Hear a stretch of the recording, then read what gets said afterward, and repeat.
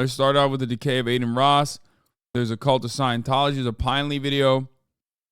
The Predator realizes he's going to prison for life. There's a lot to watch today. Let's get started with Eldon. I don't know if you guys can see what's going on. I've been getting canceled lately. You're going to pull the blanket off her, pour it on her, and you're going to grab the bag, go smack, smack, smack. The internet is such a negative place, such a negative space. I'm going to go pee in the face, okay? This thing, it's just horrible. I will literally have people do theirs for thousands of dollars and like of them like torturing, you know, and hurting themselves. And it just feels so good, like you get high from it. Okay. Dude, Aiden Ross literally behaving like the kid that tortured animals at this point. But instead, because he's rich enough, he's like actually getting humans to torture other humans, which makes it even more fucked up. You know what I mean? To be alive every day, I have to wake up and see something negative on the net. And it just pisses me off. Okay. I'm sure you've noticed the internet's been kind of weird lately. Here's why you gotta break up with your girlfriend if you're not making 6 figures a year. This new breed of females are literally equivalent to blood-sucking vampires. You never apologize to a woman. I don't give a if she caught you cheating in the bed, in her f***ing bed with another chick. Bitch, it's your fault. I can't scroll my timeline longer than 10 seconds without seeing some finance bro drooling into a mic about how women are evil for not wanting to spend their lives cooking and birthing children. Okay, well, they don't cook the children, but annoying and insecure dudes complaining about the individual choices adults make in their own personal lives is, of course, hardly a new concept. The ultra-online red-pilled alpha male-based Pepe Giga Chad weirdo manosphere has always existed to some extent, but has only seen more of a renaissance over the past year or so, when their lord and savior first made the news in April 2022 for a, hang on, let me check here. A sex trafficking investigation. His provocative comments surrounding women and masculinity catapulted Andrew Tate into the cultural zeitgeist, becoming inarguably one of the most famous people in the world by that summer. Suddenly, everyone with internet access went from having no idea this guy existed to seeing him. Dude, misogyny was such a fucking rocket ship for this dude that everybody started literally just copying his bit. Like, he's not the first to do it, but he was like pretty much the best to do it. Let's be fucking real. And what I mean by that is just like take misogyny and like get on that rocket ship and be the face of that rocket ship all the way to the fucking top. And like since then, it's like a power vacuum has happened. It's like executing Saddam Hussein and then leaving Iraq to like multiple different military factions that you have armed. Okay? You cut off the head of the leadership and then all of a sudden there's like, who's going to be the ISIS of misogyny? You know what I mean? Who's going to do that? Because he was the Saddam Hussein of misogyny. And now that he's been like, you know, dealt with, I guess, by the Romanian prison system, kind of. Now it's like, who's going to be the fucking ISIS? Like, and everyone is going for this power vacuum leadership role. Everyone with a fucking Shure mic, an SM7B, and like, you know, a fake podcast, bisexual lighting, and like the worst beard haircut combo I've ever seen is out here rocking the tightest button-up shirts going, oh my God, women are fucking whores. They're bitches. They don't want to fuck you. They should want to fuck you. Why don't they? Okay? That's where we're at now. This is the entirety of the internet. Aren't you currently using a Shure mic? Fuck yeah, bitch. I'm the fucking guy. I'm the guy, okay? I am the ISIS of misogyny. That's what I'm saying. These guys step the fuck back. His chin-deprived face every waking day. While many of his beliefs remain heavily contested and flat out wrong to this day, one universal truth that cannot be argued is that these two... It's just like funny because the audience... Sorry, I'm cutting this off again. But it's funny because the audience is so fucking stupid, and Andrew Tate basically revealed that. Like, Jordan Peterson was doing too much, like, intellectual mumbo-jumbo. Like, he wanted to come across as, like, smart too hard. And basically, like, Andrew Tate revealed that, like, no, you just have to be, like, really dumb. Like, you have to dumb it down. Doesn't even matter. You could be smarter than it. You have to just, like, dumb it down. So now it's, like, a race to the fucking bottom of, like, who can be the stupidest person. Like, I feel like next week we're going to just have people literally going, bitches, war. And then people are like, dude, that is so good. He's just like me for real. Let him cook. Let him cook. He's saying ooga booga so bad, dude. That's fucking sick, dude.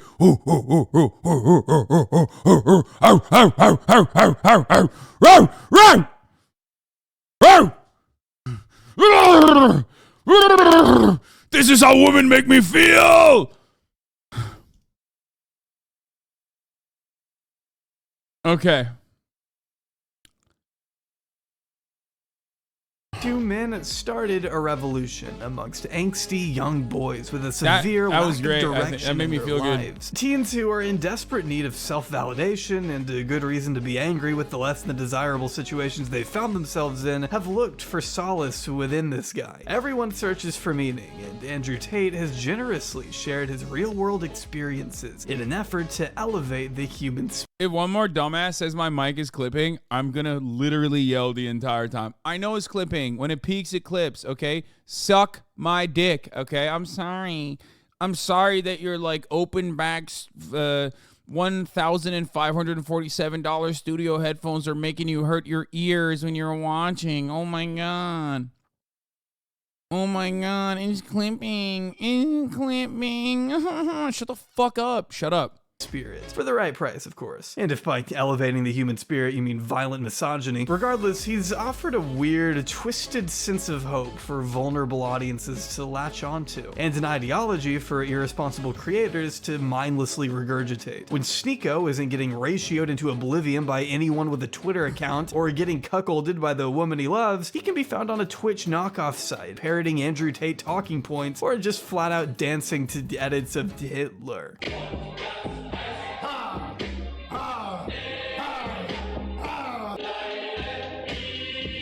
Yeah, no idea. Oh, another this Hitler moment reminded me.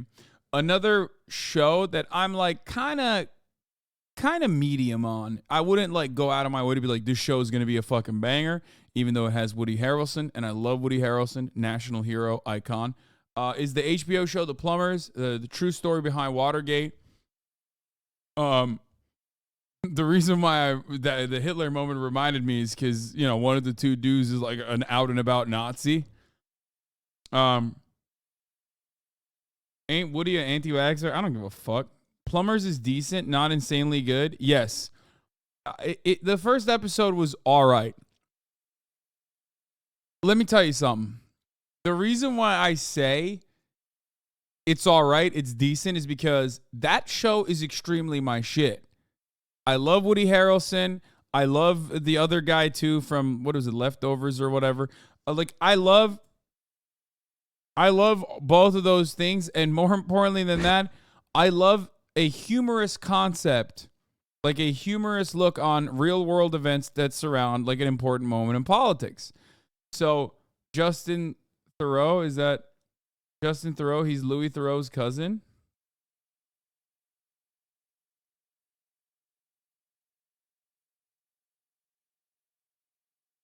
Anyway, whatever. Shut the fuck up. Who cares? Yeah, he's fine. He's very handsome. I like him. He's like fun to look at.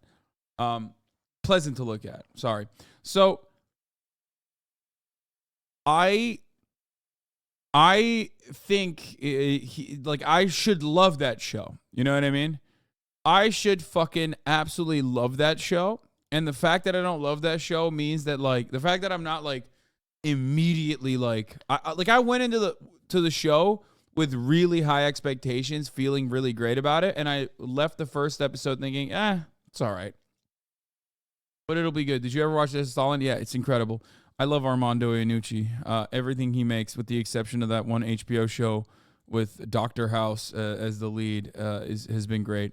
Armando Iannucci only delivers bangers, especially as it pertains to politics. Okay, let's get back to Aiden Ross. Idea what happened there. But it's hard to deny Tate has left a lasting impact on the very youth he financially capitalizes on, creating a whole army of bots who will linger onto every word that spills out of his mouth, change their physical appearances to match his, and even go so far as to sniff the very musk off his chair. Literally. And it took me a while to understand that, and you know it did.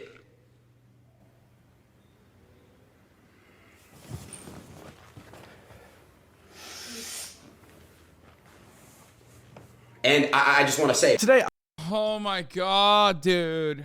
How is this person not fucking like laughed out of every room? This is what happens when you're this is what happens when society is fucking stupid. Okay? That's just how it is.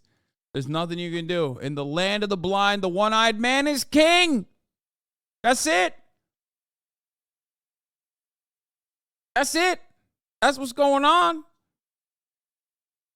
The entire audience wants to sniff Andrew Tate's asshole. So they prop up Aiden as the guy who was lucky enough to get that opportunity. Shocking. Sad state of affairs. I'd like to focus on one of Andrew Tate's most loyal soldiers, a man who has found deep meaning in his teachings and vowed to leave his— You learned that phrase last week and you love it now? No, I used to say it all the fucking time way back in the day. It's just like I've been saying it more frequently because I think it's like a great take. own impact on the next generation in a similar way, when he can actually pronounce words correctly. Far right authorization on ultra-analytic, oh my God, ultra-analytist, Benito Mazzulli. What is an example of a fascist? Benito Mazzulli. Join me on my descent down the rabbit hole of a streaming icon who's recently found himself just as radicalized by the top G as any other impressionable kid out there, while we explore what really happened to Aiden Ross. I just woke up to some crazy catastrophic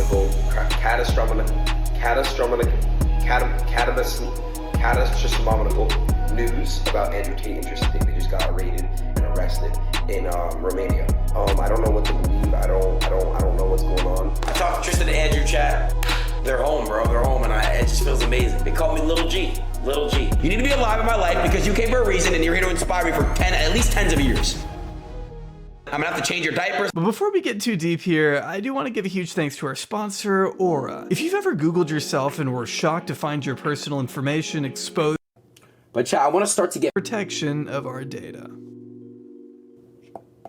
But chat, I want to start to get more girls on my stream, probably next month type shit. I'll definitely be out there around the time we dropping that song. Okay, cool. You talking about? So, what happened? The Big Bang? No, I know the Big Bang Theory. What is it? It's where, I really don't know.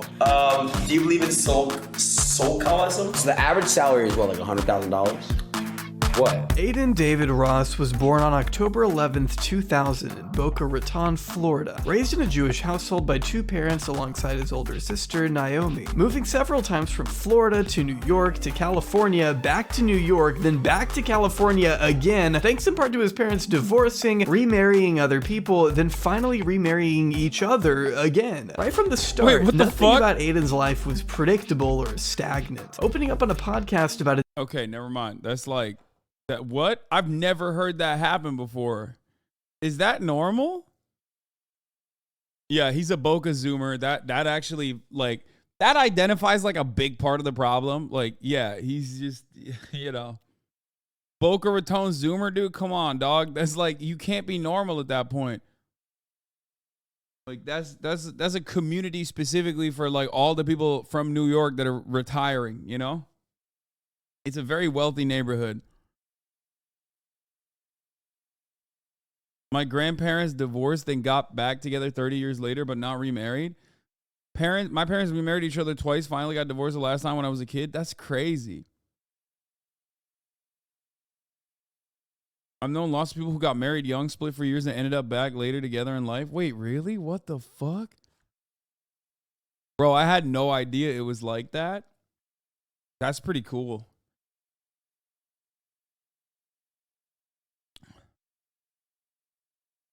We all have our unique upbringings. I mean, dude, it's kind of sick. Like, that's a cool story. But yeah, it doesn't matter because he grew up in Boca Raton. So, you can't unfuck that. You know what I mean? Like, it's over. An instance where he was stabbed in his sleep by a mentally unwell relative at the age of 12. When I was like 12 years old, I got stabbed by a knife. So in my sleep by a family relative who was like mentally like unstable. I just gasped like 3 times in a row. Having to be rushed to the hospital in the dead of night to get 9 stitches made him numb to traumatic events as he grew older, according to him. When that happened to me, I went through it for like a week.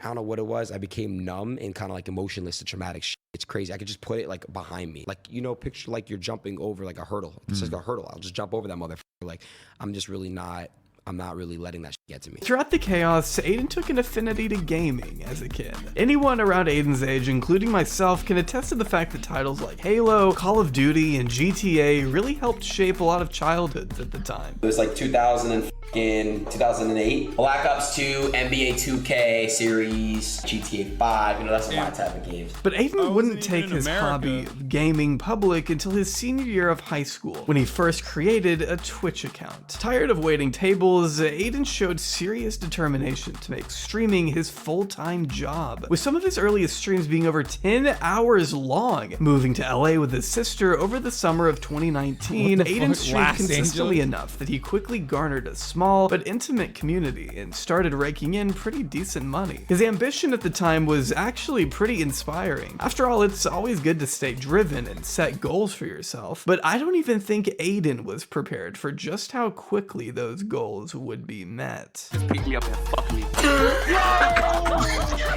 that! Let's go, Bronny! What the f I'm talking about? Bronny! Here we go, here's game 1, bro. Bro, I wanna break something so bad, bro. It's not fair. 4 seconds! Stay! This game is f***ing ass, bro. NBA 2K was Aiden's first gateway into mainstream recognition. Not just it was Bronny, because he like linked up with LeBron's son and he became besties with him. And then, yeah, that's like the biggest LeBron L, honestly. That's probably the only one. In a career filled with like incredible shit, he basically led to like Aiden Ross's popularity by, I don't know, not sheltering his son a little bit better from outside influences like Aiden Ross. I'm just joking, but you know, LeBron can do no wrong. Let's be fucking real. I love him. If I ever saw him in the real world, I would probably perish. But because it was one of the primary games he streamed, but because the people he met playing it proved to be pretty instrumental in Aiden's early career. For example, maybe you've heard of this guy, LeBron James. Yeah, well, Aiden became pretty good friends with his son, Bronny, by playing 2K. Actually getting the chance to meet LeBron himself on stream at the beginning of 2020 in a particularly viral moment. What's good, bro? It's LeBron? He said, is this LeBron? Yo, gigantic fan. I love you. Nah, it's all respect, man. I appreciate it, man. And look, showing love and respect to me and my son. Nice meeting you, man. Hey, nice meeting you. Keep it going, all right? Yeah, all right, bro. Because LeBron is LeBron, this interaction gave Aiden his first taste of media buzz. Putting his name in front of more people ended up doubling his audience as he began streaming in front of thousands of more eyes. it's like, you wish that was you 100%. That's the only thing I would ever be jealous of. Like, I am jealous of nothing, okay? I'm very happy in my life. I'm very confident. I think I am a very fortunate person. But yes, it would be so sick to meet LeBron. I mean, come on. You're a man being able to admit you're jealous? Oh, yeah, dude. Are you kidding me? Oh, my God. It would be so sick. I would cry. I would probably have tears. I would have tears. It's LeBron. Are you kidding me? He's the GOAT. He's literally the fucking GOAT. Anyway, let's continue.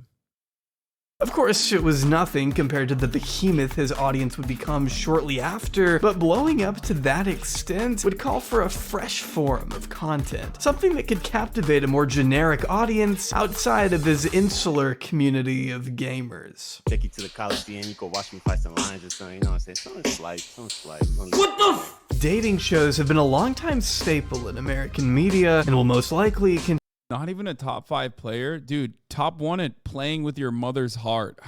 Take 30 minutes off, dude. I'm done. The disrespect of this fucking GOAT does not deserve, dude. That is so insane. That is so delusional, dude. Literally, you know what GOAT means? Greatest of all time, okay? Not greatest of all today. Of all time. Okay? continue to garner mass attention by taking on different forms. Aiden must have understood what bringing women on stream could have done for his brand, so he began hosting live e-dates through Discord, where crusty boys could compete for a date with whichever woman was unlucky enough to be featured that day. This naturally resulted in some incredible non-stream moments that I can only describe by showing you. Juju, let me see that you have game, bro. Come on, let me see you got game. Oh god. Oh my god.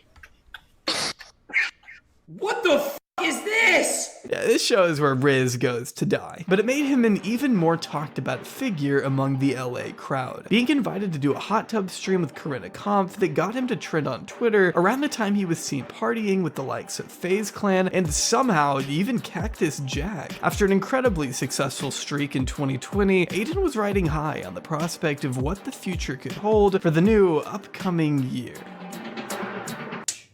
Both of those motherfuckers in that photo need to check him, okay? Both Brother Banks and also Big Mike. Everybody that says social climber literally doesn't understand that, like, this is, like, what is he supposed to do? Like, of course, first of all, it's a mutually beneficial relationship in that regard because they saw something in him that was uniquely creative. And at the time when, like, FaZe was helping him out, Brother Banks was helping him out, he was already popping off. And secondly, that's how this industry is. That's how most industries are. Like, that's how you become a big creator. Okay? What do you mean? There are two ways to do this. I talk about it all the time. Either through positive relationships that you develop with content creators that are larger than you and around the same size or smaller than you, or by being like a fucking clown ass who's like constantly antagonistic to every single person. And the second one sucks. The second part is what a lot of people try and do and fail after a long time. You can say, okay, capitalist, but like what? This is what I don't get. You know what I saw? I saw a fucking clip. I saw a tweet. I think it was like a YRG updates account or something. You know what I mean? It was like a Rage Updates account. Posted a Rage quote saying like, I'm not going anywhere else. I'm not going to any other platform unless they pay me. Right? Like, he responded to a viewer or something saying, he might have deleted it at this point, but that's basically what he said, right? And I looked at the comments and someone was like, dude, these guys don't care about you. They would sell you. They would sell you for the bag or whatever the fuck, right? Like, they would sell you down the line for the bag or whatever. And no, his audience was like pretty receptive and pretty understanding. He was like, why wouldn't he make money doing this? Like, why would he sell himself short? Which is really interesting to think about because like that guy's not thinking about it from like a labor perspective at all, right? That guy's not thinking about it from a labor perspective at all. He just likes your rage and he's making that assessment on his own, which is smart. He's right.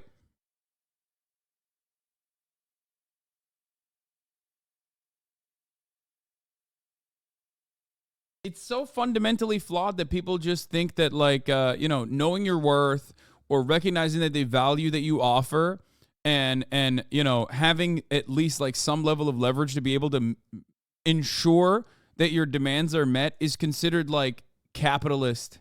Like any kind of positive association with like earning your, getting back more of your value that you've generated is considered capitalist when it's like fundamentally a socialist principle. But I digress. That's unrelated to what I was talking about. It's interesting to see though. Like it's interesting. It made me happy to see that like there are audiences out there like Rage's audience who are defending him against like some silly shit like that. Anyway. Bro, come on, you tap my head, bro. It's part of the handshake. I'll do it slower if you want. Turning his back on 2K, this was his like gay baiting era. Aiden kicked off what would become his rapper era by first playing GTA with Detroit artist T Grizzly before moving on to even bigger names like Lil Yachty, Lil Uzi Vert, What the fuck? and Soulja Boy. Bro, it's not even a joke. Yeah, someone else has said that gambling ruined his streams. Even his fans agree with that. Yeah, the bag for Aiden, the gambling bag ruined his fucking streams. Now, remember what I said about like going to a different platform and getting the bag thrown at you for going to a different platform? There's that. Okay? There's that. And then there is the really just going overboard and selling your audience short and like selling them a bunch of dog shit that's also bad content. And it's really interesting to see this because his sussy rapper era was probably peak Aiden. Okay?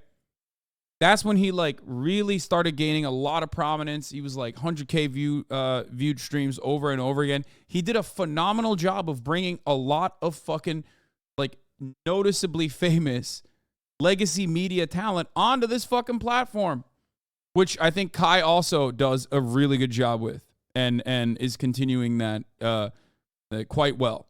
Okay?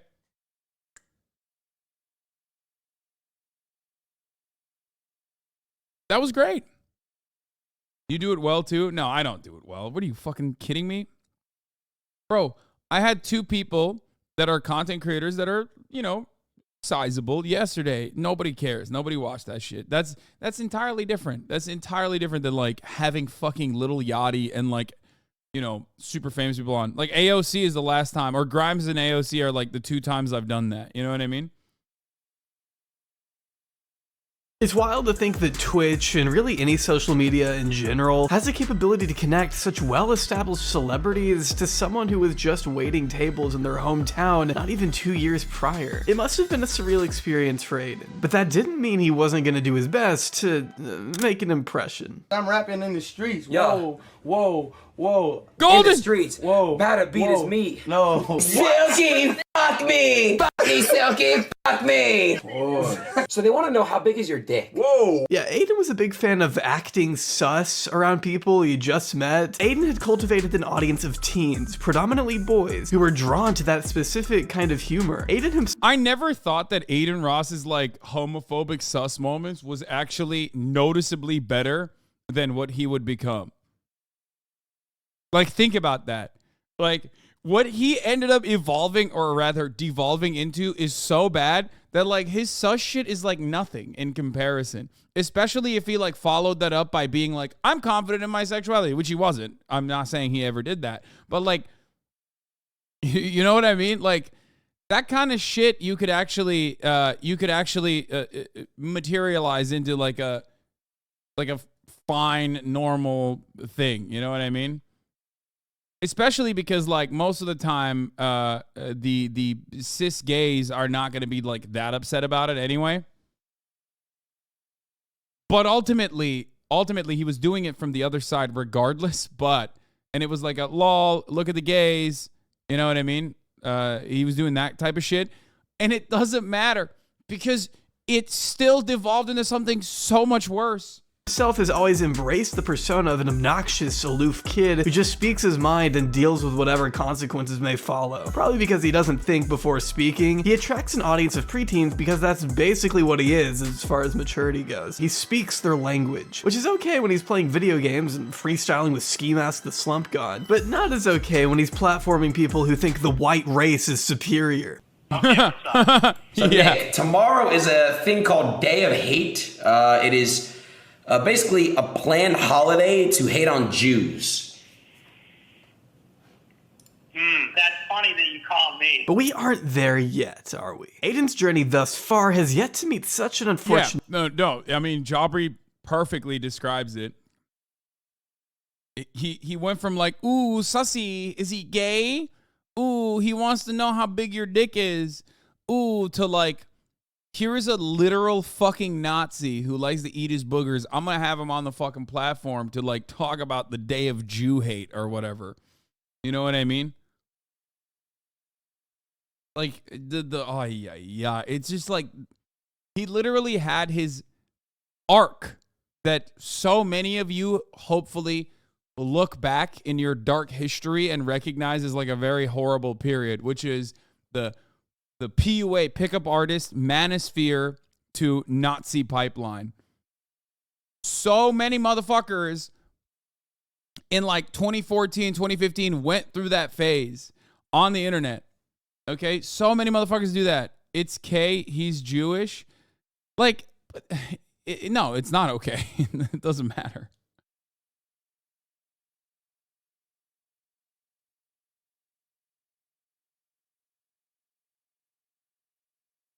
fate, because at this point, he was still acting like a moron and beefing with rappers. Aiden once unknowingly sung along to the lyrics of a song that dissed rapper Julio Fulio's deceased brother live on stream. Yo, there's a rapper who you follow. His name is Julio Fulio. You know who he is? Yeah, I know who he is. What's up with him? I played this song that dissed his brother Bibby, who passed away, and the chat was kind of like telling me to play that. So I played it. I not knowing like what was going on. Those are serious people right there. They're serious people. Yeah. Yeah. If he say you good, you good though. Yeah, he's typing to me.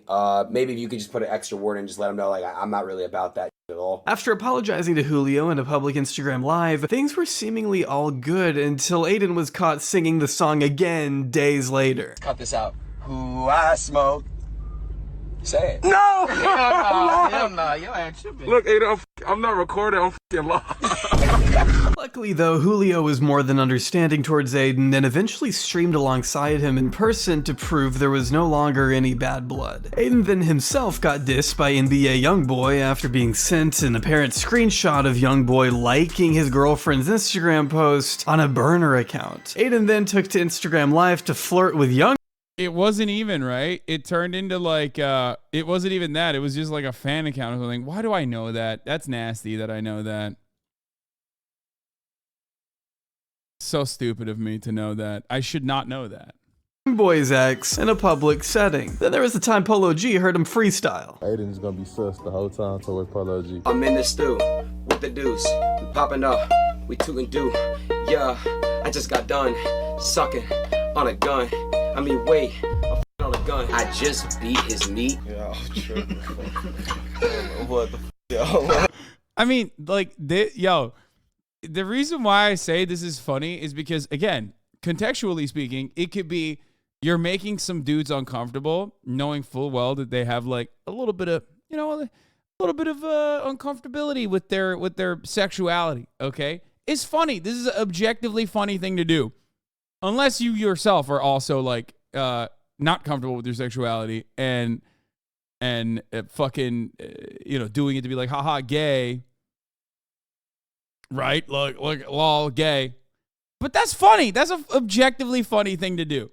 It's like a lot of you motherfuckers get mad at this and then turn around and eat it up when me and Rage are talking about how, Rage is twerking or some shit like that. It is an identical principle. It's just that, like, that I'm not a homophobic person and that Rage is not a homophobic person. So it's, like, safe to make that joke. He's trolling here, but, like, he's not doing it in a bad way. You know what I mean?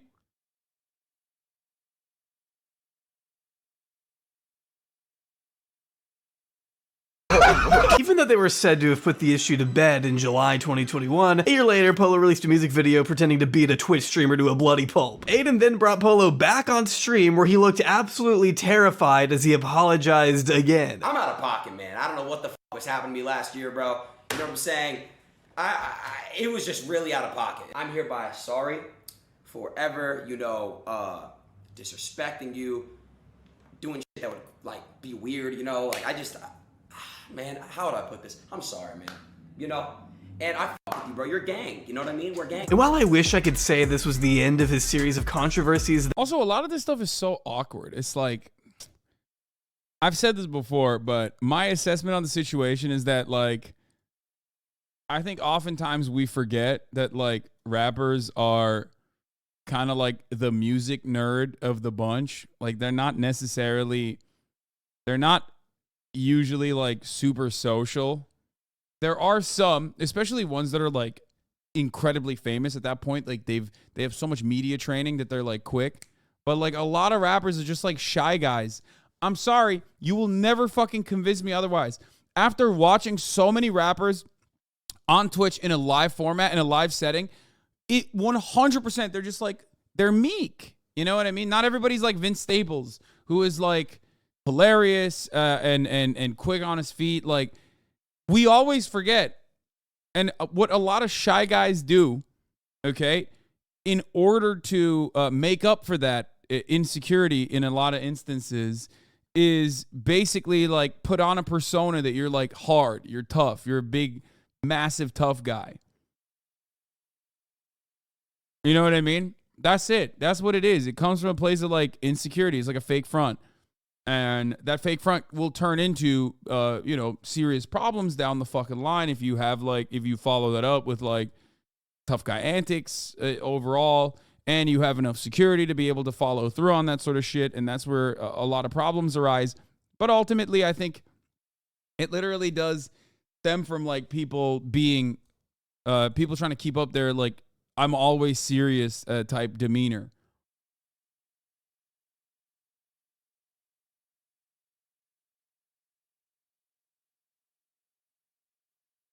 That year, in reality, things were only heating up. I don't know, bro. Like, I just see like you just don't like me. I don't know. Right. Okay, we can talk about that. Summer 2021 is when I first discovered Aiden Ross. Not willingly, of course. But by that June, Aiden's name was suddenly being mentioned in the same breath as some pretty irresponsible crypto partners. There's a Yakuza side quest about this law. Bro, there's a Yakuza side quest about everything. There's a Yakuza side quest about things that you haven't even experienced in the world that you didn't even know existed yet, but it exists already. It's in a Yakuza game. There are Yakuza side quests about your future. Okay? One day you will experience a Yakuza side quest and go, what the fuck? I didn't even realize this was going to happen to me. 9/11 Yakuza side quest? Wait, really? I believe it. Porno tape side quest? Bro, there's like a fucking talking to a trans woman about like her insecurities about being trans and like falling in love with a cishet dude side quest from 2009. This game is out of control, dude. Anyway. Yeah. No, literally, bro. Bro, Yakuza is insane, okay? That's actually, oh, sorry, yeah, it's from 2005, not even 2009. Here's the Yakuza side quest. Top of the hour ad break, 14 minutes in, okay? There's a Yakuza side quest for that. At the top of the hour, there's a 3-minute ad break. If you no longer want to see those ads, all you need to do is subscribe, okay? Serving a top of the hour ad break Yakuza side quest probably exists. I feel like I just had nostalgia. I don't even know why.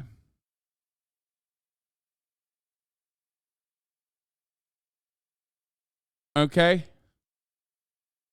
There was a cult Yakuza side quest. Dude, it's so sick. Anyway. Real Baka Mitai. If you don't subscribe at the top of the hour and avoid the 3-minute ad breaks, you can do that by subscribing for $5 or for free, or by getting gifted a sub. Sakura Gore! Thank you for the 10 gifted subs, allowing 10 people to no longer see.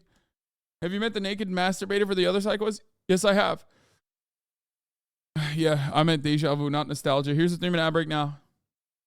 By the Grim Reaper himself, CoffeeZilla, who published an investigation into a now infamous pump and dump scheme and my personal favorite crypto scam of all time, MILF token. If you don't know by now, it came to light that Aiden was paid 6 figures to shill a crypto project that, from the beginning, never had any legitimacy whatsoever. I mean, it's called a MILF token, for God's sake. You think we can just one day go to the store and pay for a bottle of orange juice with the MILFs? Keep dreaming. Getting naive customers to invest in a shady coin on the off chance it goes to the moon and makes them rich, only to rob them blind, is not a new practice, but it does become much easier with the help of useful idiots like Aiden Ross, who see it as nothing more than a quick and easy payday. I mean, this is literally how the promotion went. What does it mean, insufficient sons? It says insufficient, Liquidity. Oh, there we go. Yeah. Okay. Hold on. Click reject. Tell your chat you're sorry. This is your first time. It's my first time buying MILF. Yeah. Down the right. Wait, what do I do now? Right there. Below. No. Down below. Below reject. Reject 2 transactions. No. Yeah. I'm just trying to get a MILF blow up doll. This is your dick. Yeah, you just watched a 20-year-old make $200,000. How does it feel? Chat, by the way, that MILF token shit I did a while back, I already told you guys, don't buy that shit. I got paid a bag to do that shit. Yeah, he's playing stupid. He has to be. Yeah, no shit, dude. Yes, he is. Welcome to the real world, okay? A lot of content creators are playing stupid. They play dumber than they actually are. Okay? Like, I don't give a fuck. I hope none of you guys actually bought it. You saw that after that it went down. So listen, it was not a scam of pumping up nothing. That's the reason it wasn't a scam, guys. Because the price went down, it wasn't a pump and dump. This is where the key lie is, guys. The day of Aiden Ross's promo, the bad promo, bro. Hey, it was a bad promo. They got $19 million in 24-hour volume. After shrugging this behavior off, skirting responsibility, and doing everything he could to downplay the Are promotion. you playing smarter than you actually are? No, I'm a fucking real life dumbass, dude. I think I play it exactly the way I am, a dumb guy.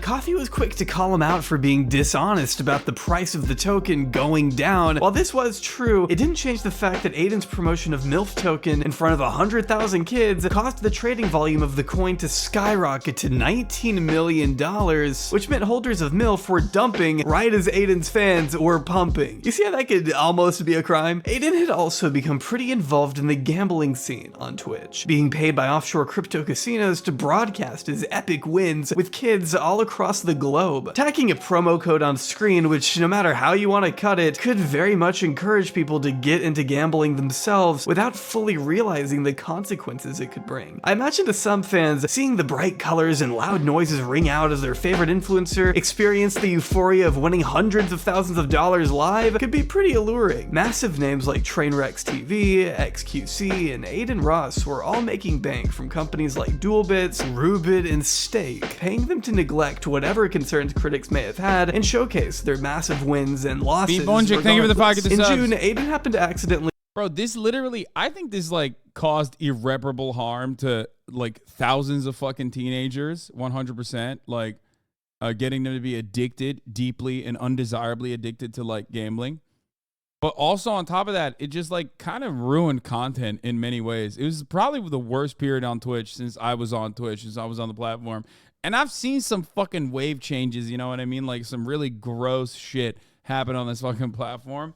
Probably the worst one, content-wise. Leaked some terms of the contract with the one brand, revealing a potential $2 million payment being discussed. Just to give you an idea of how integral these partnerships were to anyone morally bankrupt enough to accept them. Having the audience watching you gamble, nothing good is going to come out of that for any of them. There's a reason why you have to be 21 years old to gamble. It's a vice. It's when you're too young, you can't handle that stimulation. You can't handle that addiction. It's very, very, very dangerous. I didn't think of that perspective. You know, like people that watch. Companies try to get you to do gambling streams. Yes, I was offered minimum 500 grand to do to play poker, but that's like not even as bad as crypto gambling shit. So just understand that for like fucking, I've talked about it before.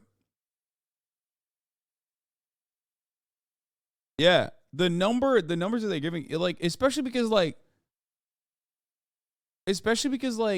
you know, poker is played against like other people in the same sense. Like there's obviously the probability of it. It's not even that bad.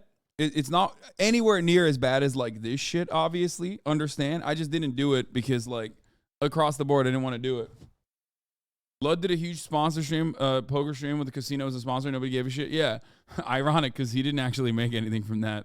Fucking they just handled the logistics, but that's besides the point. But me, you know, if they see me win something crazy, I put in $100, you got 1,000. Why can't I do that? I know what you're saying. Like that's another side I didn't really think about. Aiden demonstrates to me, at least on this stream, that he could at least wrap his mind around the fact that gambling is a bad thing to shove in the faces of kids, but rejected the moral authority to stop doing it because, well, in his words, it's fun. How does doing gambling online determine if you have a soul or not? Well, because you have no problem peddling gambling to children, and that's a more soulless act than not smiling. Yeah, because Lud says he's an addict and not to do it. Who cares, dude? What the fuck do you mean?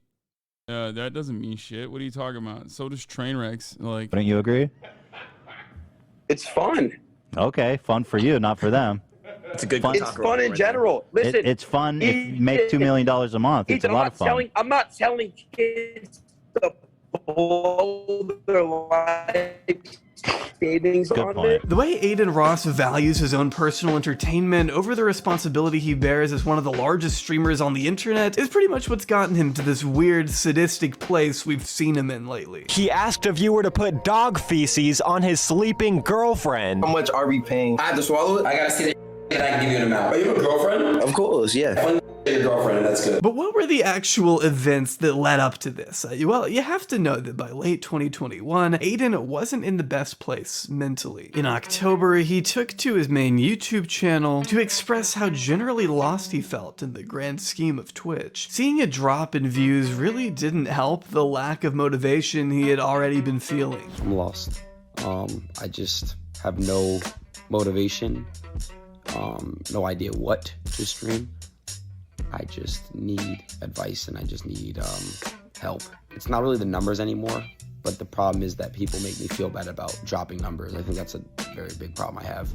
I talked to him about this back then. Like, tried to tell him, like, it doesn't matter. Just keep your head up. Like, you're gonna fucking, you're obviously captivating, like, a large audience. Not around this time, but, like, the timeline's like a little busted on this, but there was a moment before his Tate arc where he was like, his viewership was declining, and it felt like it sucks when you're at the fucking top and then you experience like this drop off and everyone's like constantly shitting on you over it. You know, obviously it's better to have that situation to begin with and then lose it than to never have it at all. But like, you should have realized the only response to negging, lol. Yeah, I mean, I treated him like a fucking adult. What made it especially sting was that his own audience was guilting him for the change in numbers. Coupled with the fact that he was feeling stagnant and despondent living in LA, growing tired of the same stale collaborations, Aiden began contemplating quitting streaming for good. He had become so successful that his new fear was becoming complacent. He didn't get as excited to stream like he once did. It now felt forced, like a job he had to clock in and out of. Having no clue where to take himself or his content from here, Aiden Ross was in desperate need of a lifeline. Something or someone who could turn him and his streams around in a positive way and leave a meaningful impact on his life. He needed a reason to keep going. Too bad he found it in the worst person imaginable. How did you know about me? Bro, you just exist in the metaverse, don't you? Your name just floats around, doesn't it? It's just how it kind of works. Aiden opened the floodgates by introducing Twitch to a man named Andrew Tate in July 2022. While Andrew had been making the rounds online leading up to this stream, I didn't notice such a huge jump in his popularity until he began getting propped up by some of the biggest Twitch streamers on the internet. XQC, who at the time was #1 on Twitch, debated Andrew in a call with Kai Cenat, who is currently #1 on Twitch, all on Aiden's channel in a series of streams that broke records for Aiden's viewership. The chat was moving so fast at times, it was impossible to read anything, creating a golden opportunity for Tate to shill his shameless pyramid scheme in front of Aiden's malleable fanbase. While some guests were effective in combating some of Andrew's more contemptible takes, Aiden and Tate seemed to have pretty palpable chemistry right from their very first interaction. Some of the stuff they discussed at the beginning was actually so ridiculous. Okay, technically, yeah, LeBron James domino meme led to Andrew Tate falling in my fucking lap. It's hard not to laugh at the insanity of it all. If you were my son, I would walk into your bedroom and beat the living out of you. What? You should only drink water to begin with. Sparkling, as everyone knows. I don't like sparkling water. It's disgusting. You're scared of bubbles? No, it doesn't even hydrate you. I don't have a jet. Does that mean I'm broke? Incredible. Dude, this guy, fuck, man. He's so good. He's so brilliant. Sounds like it, bro. What are you waiting in lines at the airport? Brokey. I'm trying to hide from the police. I don't like making accounts online and stuff. John Law and the government. Wait, hide from the police? From what? Just in general. But not even 10 minutes into their first conversation, Andrew is already giving Aiden some valuable advice on how he needs to improve his lifestyle. How old are you? 21. Bro, 21 you should be strong as an ox. At 21, I could split the earth's core. You're out of shape for a 21-year-old. I am? You're out of shape, young man. You're 21 years old. You have all the time in the world. Look at his face, bro. He was getting negged so hard. It wasn't just like that his viewership numbers were dropping off, which is actually a really good point that I hadn't even considered. But I think like the final thing came down. Andrew Tate, gave him views. Okay, having like he already had the views, but like collaborating with Andrew Tate was perfect for his dumbass audience, and it brought him back into the fucking stratosphere. But then also on top of that, like he, you know, he broke up with his girlfriend and had like you know, I guess our generation's like PUA king Andrew Tate basically neg him into in his emotionally vulnerable state, neg him into becoming a clone of himself. I bet you're making a bunch of money on the internet. I bet you're loaded as well. You're rich from this shit. Yeah, so you ain't gonna go to fucking work. And you ain't doing any push-ups? Jesus. How do I fix you when you're so fundamentally broken? I am. And that right there pretty much encapsulates the criminal. Like, we used to joke when I first started saying, like, oh man, Andrew Tate seemingly is like grooming him. That was like kind of a joke. And then at this point, it's like not a joke at all, actually. He quite literally groomed him. You know what I mean? Like, very successfully so. It's very real. Levels of dick riding you're about to see. There was just Which is weird because, like, I would joke normally about, like, grooming a fucking, like, 23-year-old or whatever, but, like, it fucking can happen. You know, we watched it. About Andrew Tate that Aiden found instantly captivating. It's like he was practically tripping over himself in his attempts to make a good first impression, going out of his way to order sparkling water to his house just so Andrew would stay longer. Maybe this is Aiden recognizing what could become one of his biggest streams, or maybe he's genuinely interested in what a friendship with Andrew Tate could do for his general well-being, or it's likely a combination of the two. Andrew! I love you. I mean, like, I love you. I love you, man. Like, you don't, I know you have a good heart. I love him, bro. I love him with all my heart. I missed you. You got bigger and you got stronger. And also a sexier. massive- I could just tell you have a good heart. You have good intentions. How could you not smile, XQ? He's great. Andrew, please don't go. That was terrible. Among the tamer discussions of self-improvement and the importance of having discipline, Andrew brings it home with one of his classic bouts of random misogyny. No, but what would that make you? If you sit around and only do what you feel like doing, what would that make you? I don't know what. Think about it. A woman. Okay, let me a think female. If a you beat. only sit around and a pussy. Close. They have a pussy. Oh, I but know the point is, emotionally led Jesus creatures Christ. females are generally emotionally led. When they're happy, they're happy. When they're sad, they're sad. Aiden clearly knows just how insane it is for this guy to be calling women emotional creatures who just sit around all day and let the men do all the heavy lifting. But either for the sake of content or because he's just genuinely slow, Aiden chooses to let that statement go, and in fact, takes it a step further by stating he doesn't think Andrew Tate is a misogynist. A lot of people think that you are a misogynistic person. Now, hold on. Let me finish. I want to hear it. Tell me why I'm misogynist. No, I don't think you are. I don't think you are, Mr. Tate. I do not think you are. I do not think you are. So when I say like girls can't drive, everyone calls me a misogynist. I think Aiden was both attracted to the status of Andrew Tate, having 27 cars and all the women and money he could ever ask for, as well as the added bonus of him being an arrogant edgelord, just like Aiden. And as we covered earlier, Aiden was already feeling lost and directionless just a few months prior to him meeting Tate. The seemingly Man, this story is so perfect for a Jobbery video. Like, Jobbery is so good at this shit, dude. Just unwinding slowly but surely, just like weaving through these little complicated processes. I mean, shouts out to the man, dude. Great video. The endless slew of advice Andrew was feeding to anyone who would listen felt like just the answer to the problem. For the record, like, this type of shit has always struck me as like very transparently insecure. And my goal in life is to basically get others to recognize this level of like over the top hyper masculine behavior as like people trying to overcorrect for an insecurity that they have.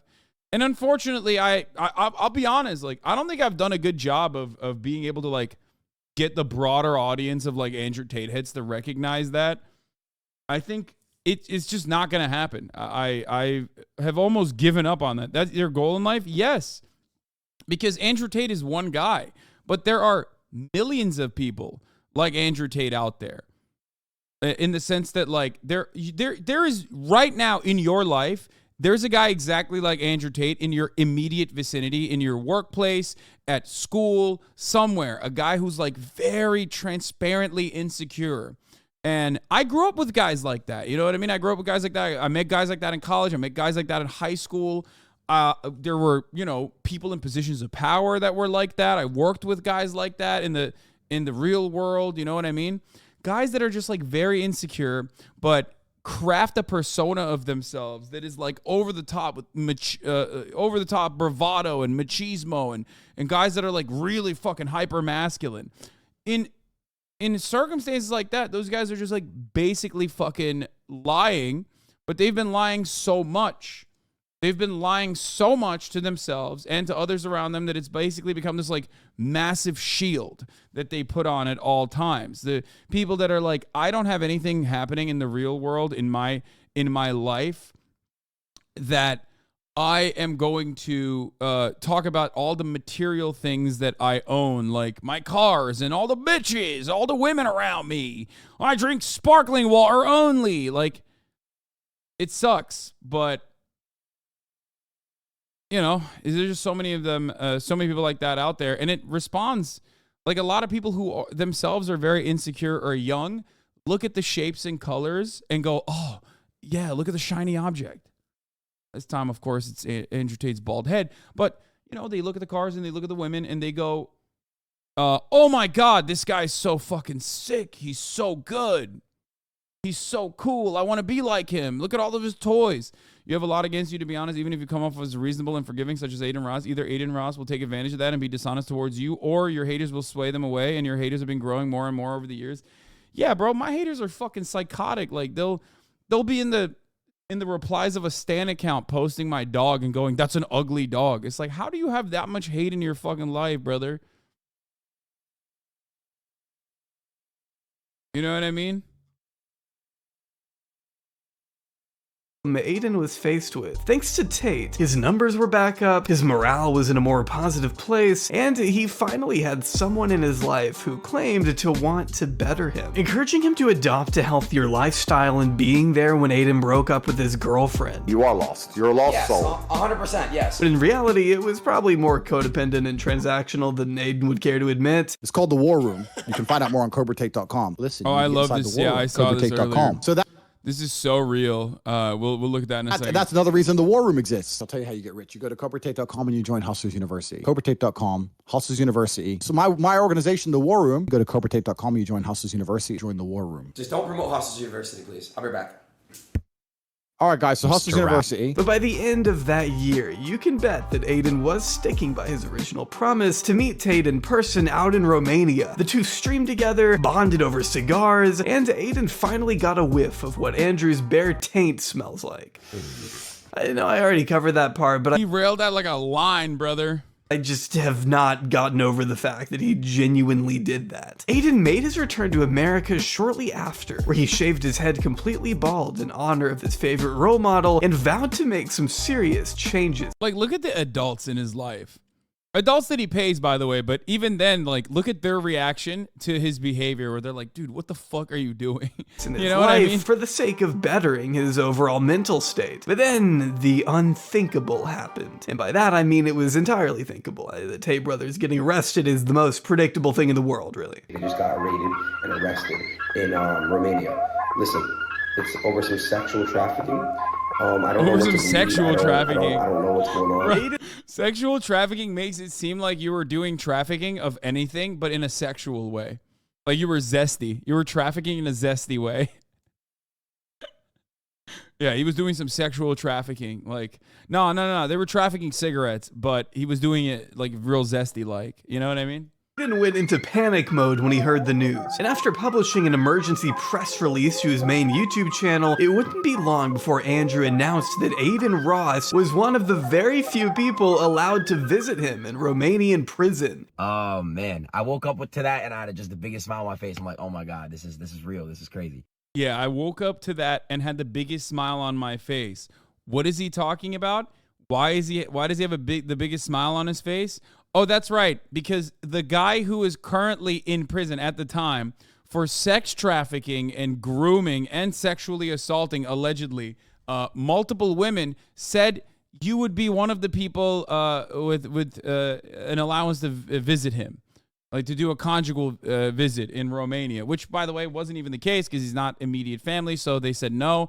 But like, that's what you're happy about, dude. That's crazy. Like, that's what the fuck. How does someone just fall down this rabbit hole so fucking hard that they're like, oh man, I can't wait to do a conjugal visit for the sex trafficker, dude. It's so sick. And the answer to everyone's question, if I'm gonna basically go see Andrew in jail because he did put me on his visitation list, the answer is this. Andrew Tate. Oh my God. I'm on my way. I will see you in Romania, G. It was obvious that being charged with rape, human trafficking, and organized crime wasn't about to put Andrew Tate at odds with his most loyal student. Aiden kicked the meat munching up to 100 by refusing to accept even the slightest possibility that, hey, maybe this guy does suck after all. After being confronted with genuine evidence of Tate bragging about trafficking women across the world to work for his webcam empire for reduced payment, Aiden's response essentially boiled down to, no. He got women to fall in love with him. Then he flew them out to Romania. Okay. And then he had them work like 15-hour shifts, and then he stole money from them while he had them work. They got a percentage though, and he put them on. So that's like, yeah, but he lied about the percentage he gave them, right? Like, he's on video talking about how he would scam them with their taxes to steal money from them. Like, tax is also another important element for controlling your woman. You're not going to pay anybody tax because you're getting paid in Bitcoin. You need to tell your girl that you're paying tax because girls are lazy and girls are stupid and girls don't understand how taxes work. And you're like, oh, okay, yeah, we've made this much money, but I'm going to pay the tax to make sure we don't get in trouble. It allows you to pay her a smaller percentage. So I used to pay my girls 30%. So for every $10,000 they made, I'd give them 3 and I'd keep 7. They thought they were on 50%. And I said that the disparity is because of taxes. If they say, why is it 50-50? I'm the one who knows what he's doing. I'm the one with the knowledge. I'm the da-da-da-da-da-da. Shut the f*** up. Go online. Print out some tax forms. I used to do this all the time. I used to print out some random tax forms and say, yeah, sign here and sign this. What is it? It's for the tax. You want to pay the tax or not? Throw them away afterwards. But they think something's happening. Something real's happening. Nothing's happening besides me getting rich, bitch. I mean, he's a businessman. In fact, he was practically blaming the women for being ungrateful of the money and fame they were given by being effectively forced to work for the Tate brothers against their will. She still gets 30%. Still very, very... And she was making, what, $0 to, what, making thousands a month? How could you complain? Yeah, I mean, but it's not like these women needed to be tied up and held at gunpoint for Tate's business model to resemble forced labor. She's not tied with ropes and chains. Hey, like, hey. Wait, do you think that grown women can't get pimped out? It's so stupid. The idea that like the only type of coercive labor is by just like whipping someone is so fucking stupid. It blows my goddamn mind, dude. It's just so dumb. Just do like a little bit of reading. Like they mention it. They mention it on. You can't just like randomly arrest the motherfucker, bro. They openly stated why they did this. Okay? Coercion doesn't have to directly be at gunpoint. You can, you know, steal someone's passport as a matter of fact. That's a good way to do it, which from what I understand was one way that he did it. Do you think that grown women can't be victims to trafficking? Brother, everyone... He's so wrong. How do you explain this? Stop dodging and clipping out of context. What is this? Girls hate Andrew Tate is because he's bringing back the shows. Girls hate Andrew Tate is... I don't know why. I like at this point I would have thought the bit would have run dry. You know what I mean? I would have been like, oh, this sucks. All right, we got it. Like, nope, still funny. Everyone has their own mind, and at the end of the day, everyone has their own mind, everyone has their own beliefs, and it's not like he was literally grabbing her, tying her up with a gun to her head. The girl obviously flew out there, know what was going on. Like, there's no secret to it. Yeah, but Chavez didn't know what was going on. If there was no secret, then he would have just said, hey, do you want to come to Romania, work with my trafficking business? But he didn't do that. He said, hey, come to Romania, let's get married, I love you. And then he got them to work after lying to them about that for sex work. That's sex trafficking. Aiden's walnut-sized brain just isn't capable of comprehending that even now that the Tates have been released from prison and placed on house arrest, that they could possibly still be bad, dangerous people. Remember, the whole reason he moved to Romania was for the relaxed legal system. One of the things that makes Andrew Tate so slimy is that he mixes non-controversial and sometimes even decent surface-level takes about procrastinating or motivation or whatever with blatant sexism and inaccurate stereotypes about an entire entire group of people. He may try to sell the idea that he's a positive role model, but the information he's feeding kids will always be through the lens of a self-admitted human trafficker. Aiden isn't just using Tate's motivational words to get into shape, he's pushing his infatuation with this man to the absolute limit, humanizing him in a way that coaxes otherwise uneducated children into digesting a skewed outlook on women. I think part of this is that kids look for this kind of content, though. Like, kids have an anarchist streak. They always do, so they love this shit. Because, like, ooh, it pisses off the grown-ups. It's a grown-up that's pissing off the other grown-ups, and he's speaking in terms that I can understand, and he's got a lot of toys and a lot of freedom. I would love to have that kind of freedom in those toys. You know what I mean? That sounds great. Kids equals boys. Yeah, that's what I'm talking about. Like, that's how young boys are. I was one. I know, fucking 500 years ago at this point, but I know. They love this, like, contrarian shit that is supposed to be, like, offending the sensibilities of civilized society that they look at with disdain to begin with, because they consider it to be, like, an oppressive, unjustifiable hierarchy. Women and masculinity. Aiden refuses to recognize the obvious pitfalls of Andrew Tate, stupidly making him out to be some chill guy who occasionally says something out of pocket as a joke. But this approach only perpetuates the very hatred Aiden pretends to stand against. And as of now, he's either too dense or willfully ignorant to see it. Aiden Ross, this is what you've done to your fans. Say hi, Aiden Ross. Let's go, Boston. Say hi, Aiden Ross. Hi, Aiden Ross. W, man. I support Aiden. But who cares about that? He likes me, bro. He likes me. The validation this guy desperately craves is sad. His incessant need for attention bleeds into his ideology and clouds his moral compass to the point where I can no longer tell what he believes. One minute he's saying he isn't political, the next he's excitedly throwing support behind Donald Trump. One second he's preaching against hate, the next he's platforming neo-Nazis. It became pretty evident during this stream in particular with Destiny that Aiden Ross has absolutely no goddamn clue what he's talking about with politics. You know damn well Trump is better than Biden. This is what it took for you, Jaumbry, to be like, wow, he's so dumb. Bro.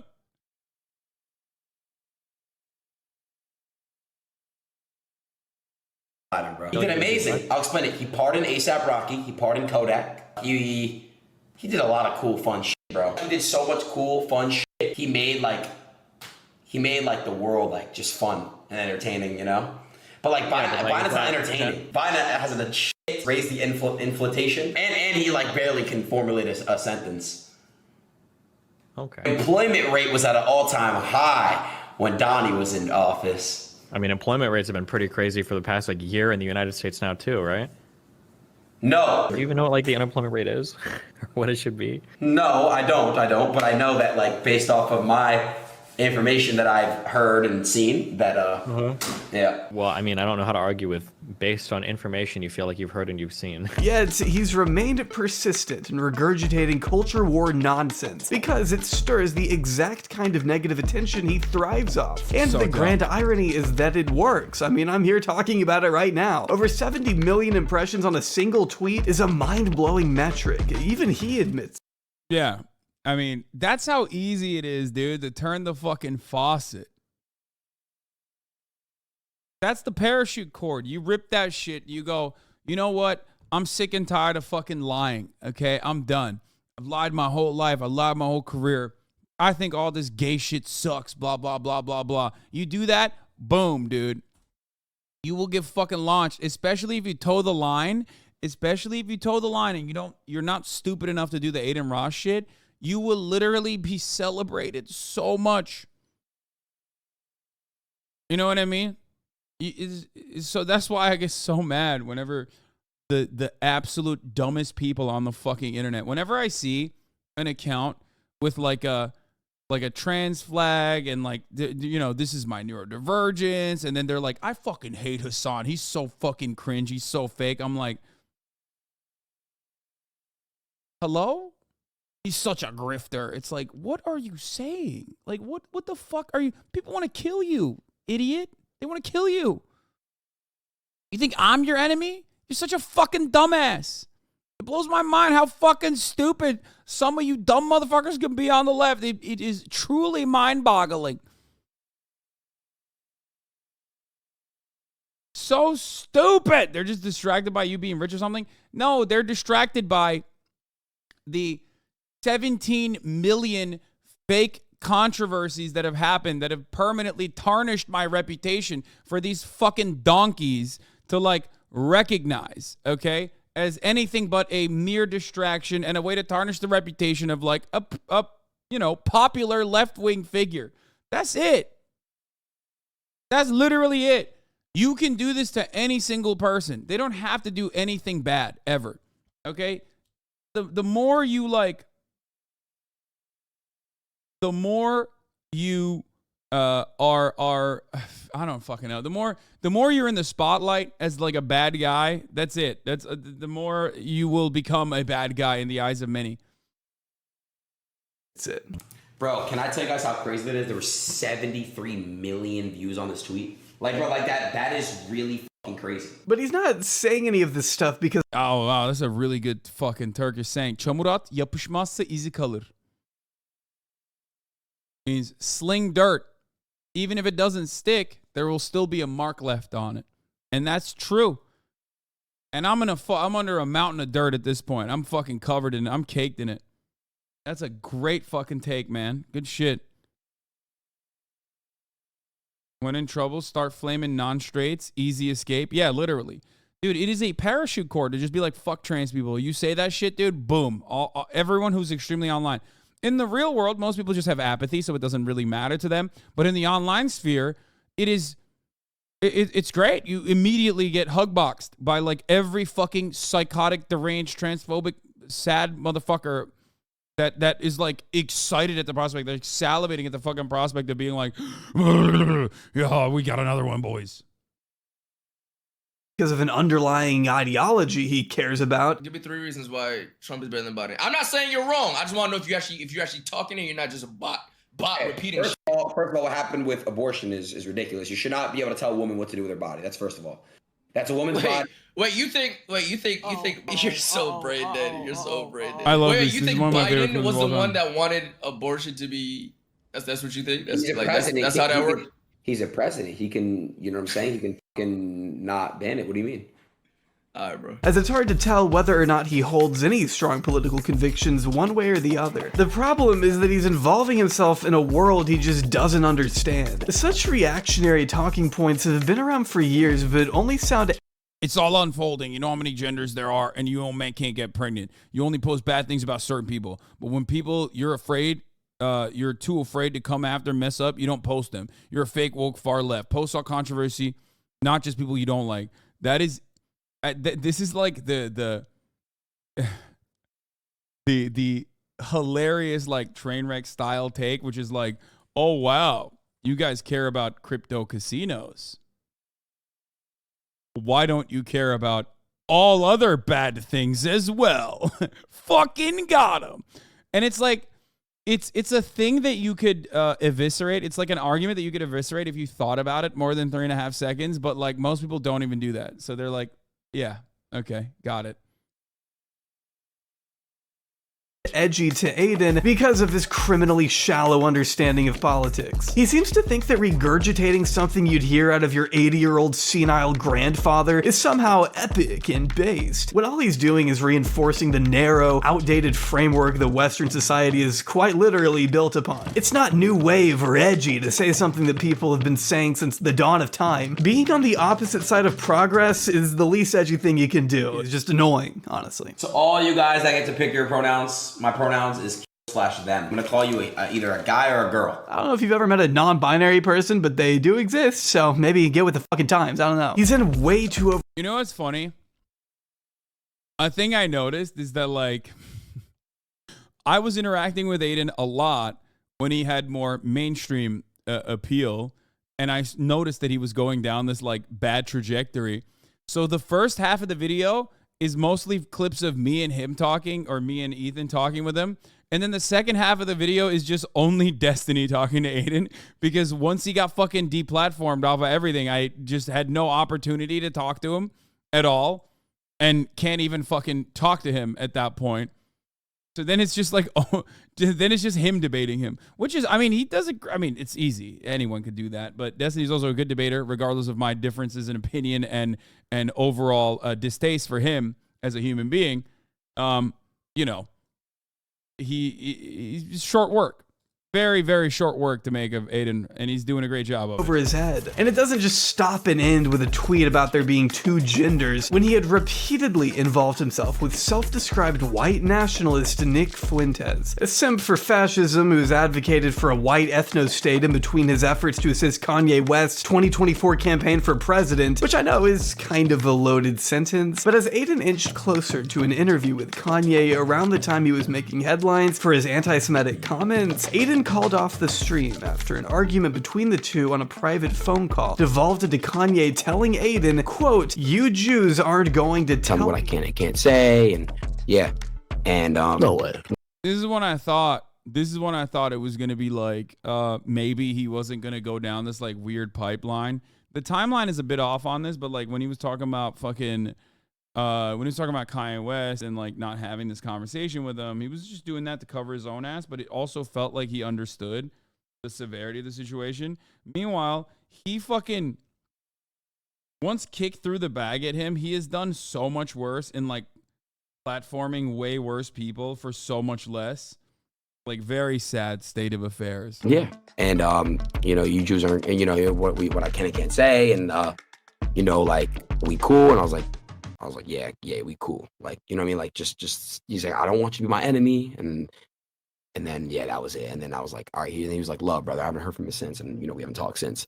So people think I got silenced from Twitch. People think I got silenced from, you know, the higher ups. No, that was the reason why. Seeing Aiden display somewhat of a backbone here would have been more refreshing and admirable if he hadn't continued to bring Nick Fuentes on stream to discuss pressing matters like, what do you mean Jews are doing the work of Satan? What does that even mean? Can you please, you know, elaborate? A lot of hate crimes are hoaxes. You remember when Ye put the swastika on his Twitter? The message was about reconciliation.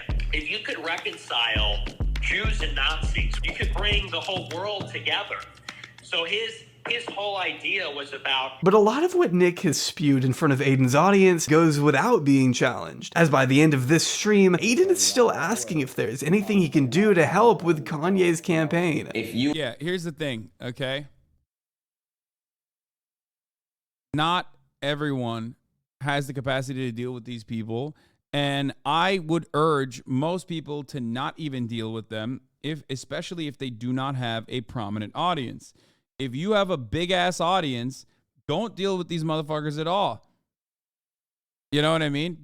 Just don't. Even if you're the best, most prolific fucking debater, don't deal with them. Don't platform them. Don't hang out with them. Don't go give fucking dinner with them. Okay? What the fuck is this shit? What are we? Is this a game? Like you just don't give a fuck? Like this is... The ideology that they're espousing, the ideology that they're fucking promoting is quite literally just deadly to so many people. You know what I mean? Don't do that. Don't fucking do that. You know what I mean?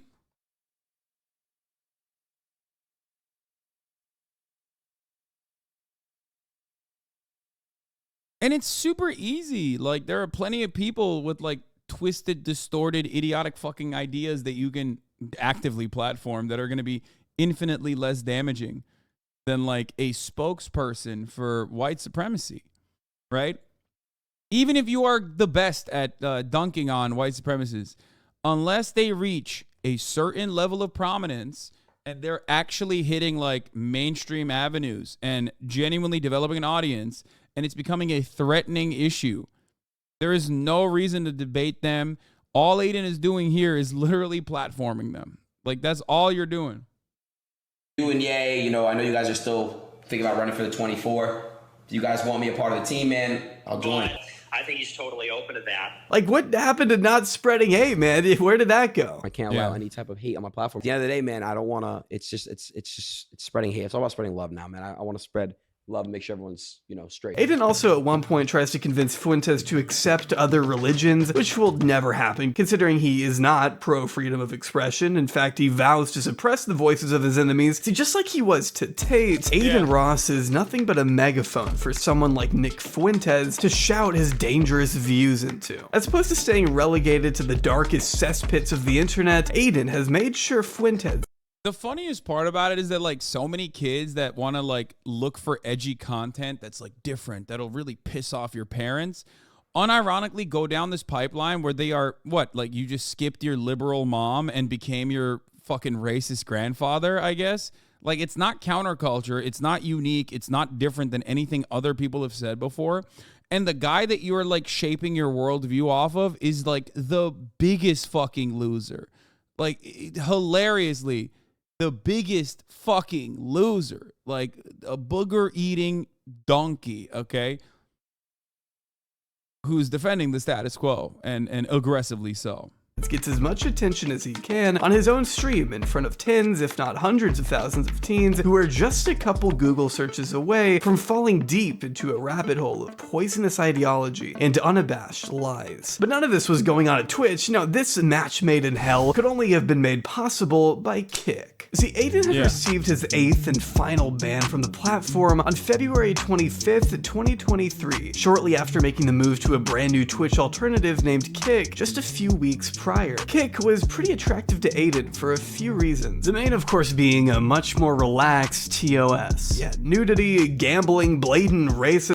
No top of the hour ad breaks, which come at the top of every hour because there's no fucking advertisers on the Nazi platform. You know what I mean? Hey, that's right. Aiden would be. If you no longer want to see those ads, I had to move away from that still. If you no longer want to see those ads here, though, all you need to do is subscribe, which you can do for $5 or for free with a Twitch Prime. We have Twitch Prime here. Kick doesn't have that. Or you can get gifted a sub if you're lucky. Here is the 3-minute ad break now. That is right on the fucking dot. Right at 2 p.m., baby. 2 p.m. Pacific. Here's the 3-minute ad break now. Given not just free reign to speak his mind and be as obnoxiously offensive as he'd ever been, he was. Wait, what the fuck is that? Was that free reign to speak his mind and be as. Oh, that's Austin Ox. Aiden, I was like, what the fuck? Aiden, if I call a girl a dishwasher, right? That's not me being sexist. You know what sexism is? It means I don't like people based on their sex, which there are 2 of them. Train. Well, listen, see, this is what I mean. Sometimes you dig yourself into a goddamn hole. As obnoxiously offensive as he'd ever been, he was offered the biggest streaming deal of all time. Kick is funded by the massive gambling company Stake, which has endless pools of money to shill out to their creators, evidently. Kick also famously gives their streamers 95% of their ad revenue, as opposed to the admittedly awful 50-50 revenue split you could get over on Twitch. When you couple all of that together, there really was no reason in Aiden's mind to stay over there. So he made an announcement and brought 266,000 people over to what I can only describe as the Twitch equivalent to 4chan. But being given such intense freedom out of nowhere. Which, by the way, like 4chan exists on Twitch already. You know what I mean? It's more like 8chan, I would say. Because like 4chan is like pretty Twitch. Twitch culture and 4chan mix with one another. That's why there's a lot of fucking relentless haters on here that love cyber stalking me because they think one day everyone, all the normal people will also see me as a lol cow, even though if you have a fucking lol cow, if you know what a lol cow is, you're already so permanently brain broken that like average human beings look at you like you're a fucking psychotic weirdo and a possible school shooter. You know, it's not going to happen for that reason, but that's the 4chan mentality. Kick would be the 8chan mentality, where they recognize that they're like horrific demons that the average human being frowns upon. Nowhere meant he was going to test the boundaries of what he could and couldn't get away with. And that meant crossing some lines that have now shaped his entire reputation. You seen Aiden on Kick? Yeah, him and Train stream the entire. I feel that like it's less 4chan now. Maybe I'm clueless. No, because you probably go here and like adjacent streamer communities that are overall very positive and very lib or leftist. You're like, wow, I only watch Hassan, Carter, Frogan, Mike from Pennsylvania, offline TV, and it's just so nice. It's like, yeah, no shit, dude. Yeah, I know. It's very different.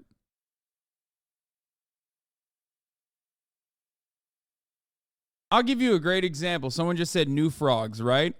So that terminology, by the time I had gotten on the fucking platform, was already such a permanent part of it that I didn't even know where it originated from, and I still use it, right?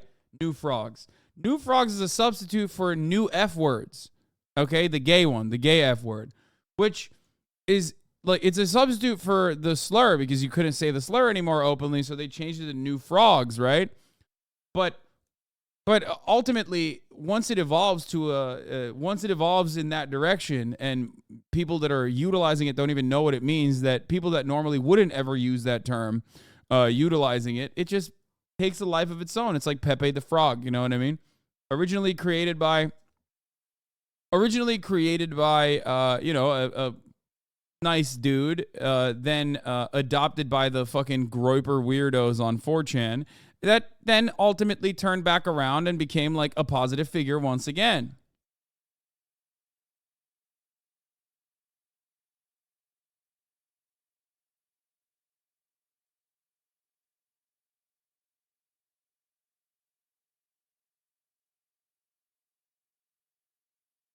Entire Super Bowl on Kick. Did Kick have like a license for it? First stream on Kick, by the way, to 67,000 viewers. If you thought Aiden couldn't possibly get any dumber than breaking copyright law to stream the Super Bowl in its entirety on Kick, think again, because one of the biggest scandals he's had since joining the site involves the time he streamed the front page of Pornhub to an audience of God knows how many minors. What do y'all want to watch on Pornhub, bro?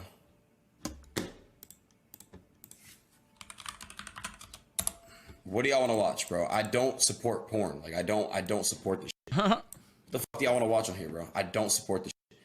I don't condone it. I don't support it. Come here real quick. There's no fucking way. What? You're just having this on stream. Is that bad? What? Chat, do y'all still beat your meat, yes or no? Wait, how old are you guys in the chat, bro? 11, 12. Jesus. I didn't know that. It doesn't even make sense why he would do this. After being so critical of hot tub streamers, I think hot tub streaming should be banned from Twitch. It's soft porn. It's in the same category as gambling, right? Because it's promoting poison. You know what I'm saying, in the brain. It's just a fact, in my opinion. Profiting off women's cleavage over on his main channel while decrying how much he hates porn. You get a little hard? No. Feel it. But at least Aiden sobered up and apologized for the hypocrisy after the fact, only to start paying people to do sadistic things to themselves and family members on camera in front of tens of thousands and a panel of Aiden and his friends, which included the creator by the name of Neon, who among such awesome moments like being outwardly racist to a group of black kids on Omegle, once faked his own death and lied about having brain cancer for attention, in case you wanted to know the kind of crowd Aiden associates with these days. Listen, you're gonna take that bat and say, wake up! And go smack, smack, smack, okay?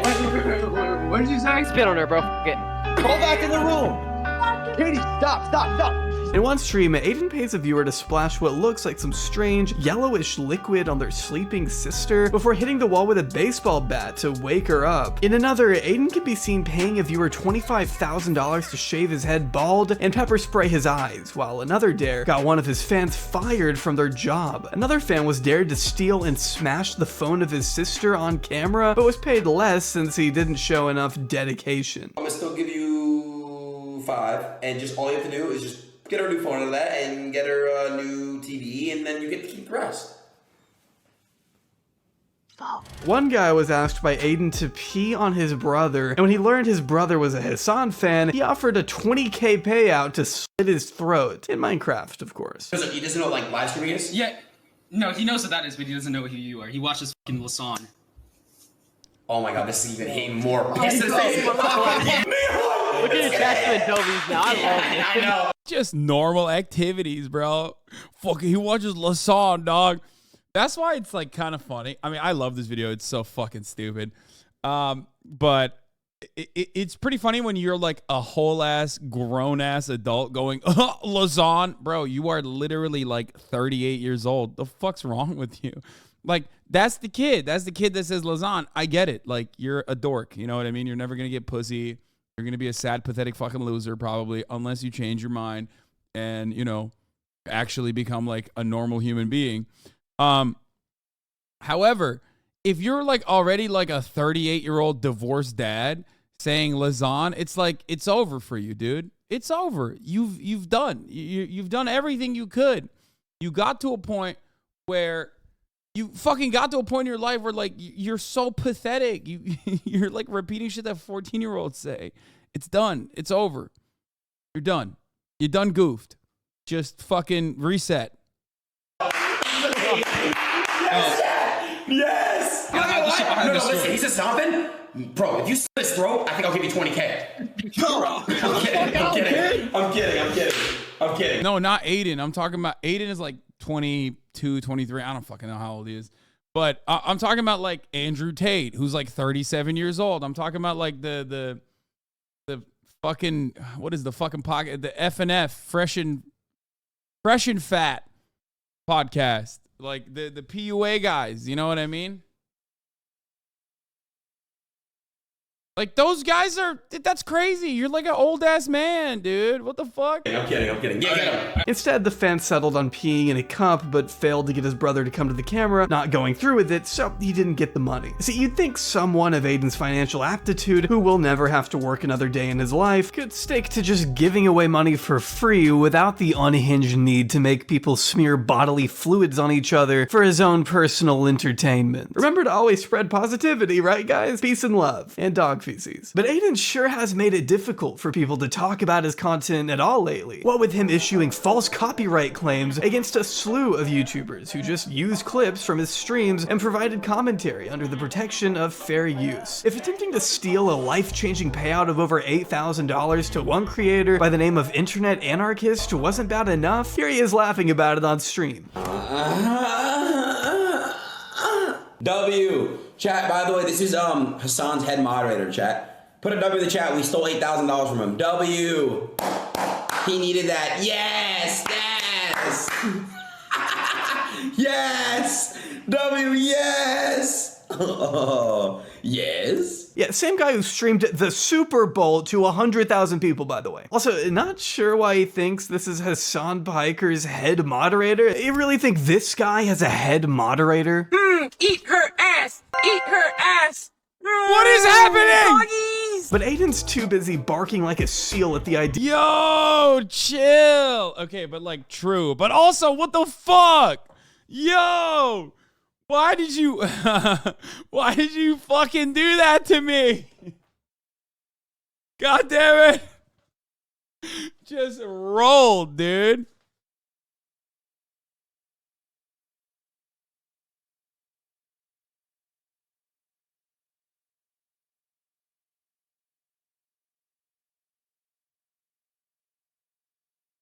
Yeah, that wasn't me. That was Sean Biker, a different guy.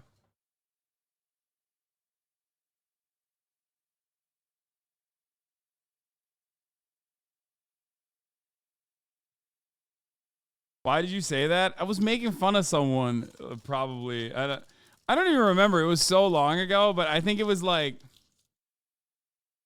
I think it was literally about... someone else's stream that I was watching or some shit. I don't fucking remember. What was it? Was it Tim the Tap Man or something? This guy has a head moderator? Eat her ass! Eat her ass! Poggies! But Aiden's too busy barking like a seal at the idea of robbing one of his enemies of a very decent pay. You were making fun of chat being weird about you having guests over. I was there. Yeah.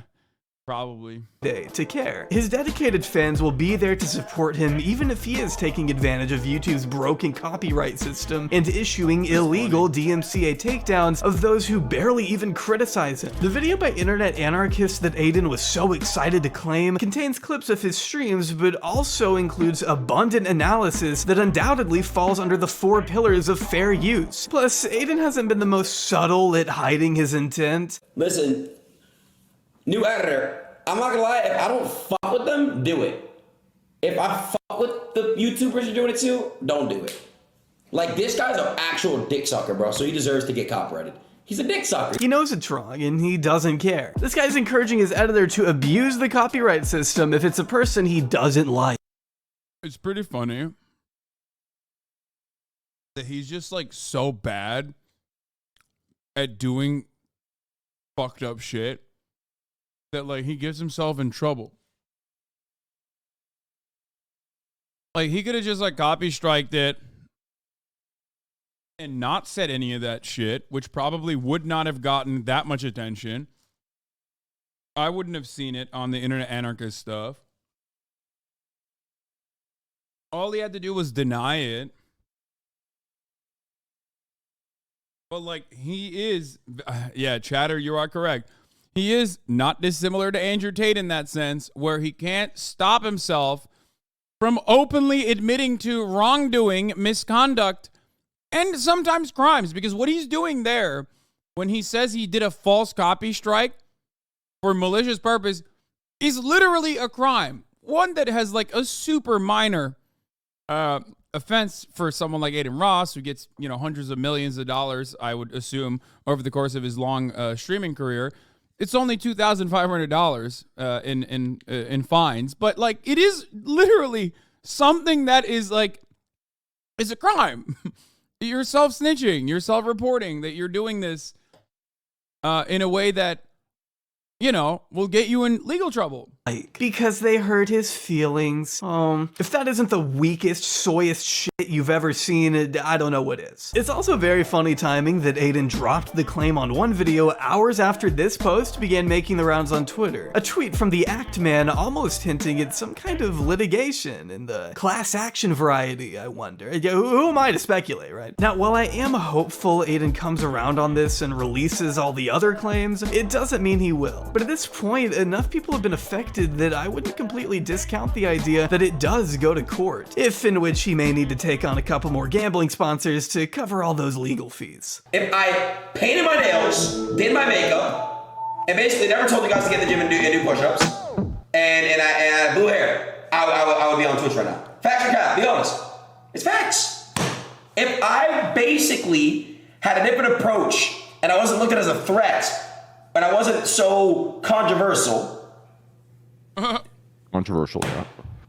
Alright, really? You gotta crack me? Really, dude? Aiden loves to play up his stupidity, but it's important not to downplay the damage he inflicts regardless of his ignorance. From stealing money from people he doesn't like, to drooling over a bald human trafficker, hosting racist and sadistic torture streams, and joking about killing trans and non-binary people, Aiden's kinda done it all. Bro, I'm telling you guys, bro, this past month has been a really bad month for me, bro. My mental's been super fucked. Super fucked, bro. The controversial era is over with, bro. It's done. I'm done with the controversial era, bro. It's done. And while he insists his controversial days are all behind him, I have a hard time taking his word at face value, considering this was all before he abused the copyright system and laughed about robbing someone. He hasn't really proven to be the most reliable, trustworthy guy over the years, I'm sorry to say. I can't allow any type of hate on my platform. It's all about spreading love now, man. I want to spread love. If his goal is to build a community on love and acceptance, he's done a pretty shit job at it so far. Sadism, torture, and intolerance have plagued his streams since the day he met his role model. And I think if he ever does want to change, he'll need to do some serious reevaluating. His platform is just too massive for him to continue being this ignorant and irresponsible with it. Did you ever meet him IRL? I did, which was documented on the Soda Poppin' stream. And Aiden Ross did the same thing that he did to me, or that I did, sorry, that he copy strike me for by slapping his own fucking socials on it. But yeah, we've met a bunch of times. Introducing countless young fans to dangerous ideals does way more damage than I think Aiden realizes. He needs to genuinely grow up and move on from this corrosive phase of his life before things manage to get even worse. Otherwise, I'm afraid the prospect of Aiden Ross becoming just another Sneeko could be cemented as his permanent legacy. That and watching his own sister's OnlyFans. Donated $1. Hey Aiden, I need your advice. My sister catfished me and I jacked off to her nudes. I feel terrible. What should I do? That's honestly happened probably to all of us. All you gotta do is just... You've jerked off to your sister's nudes? Hold on, 1 second, yes. Just realize that... Yeah. You guys didn't know that? That's the icon for a generation right there.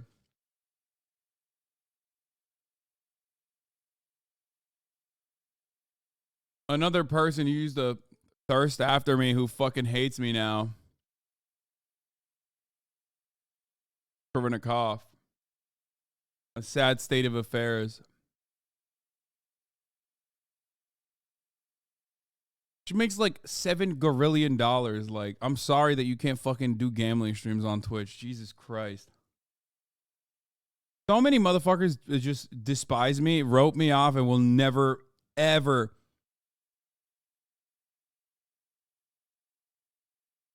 You lost nothing, dude? Yeah, I mean, I know. I'm just memeing around. It doesn't really matter. Oh, here is the PUA guys, by the way. This is a great post.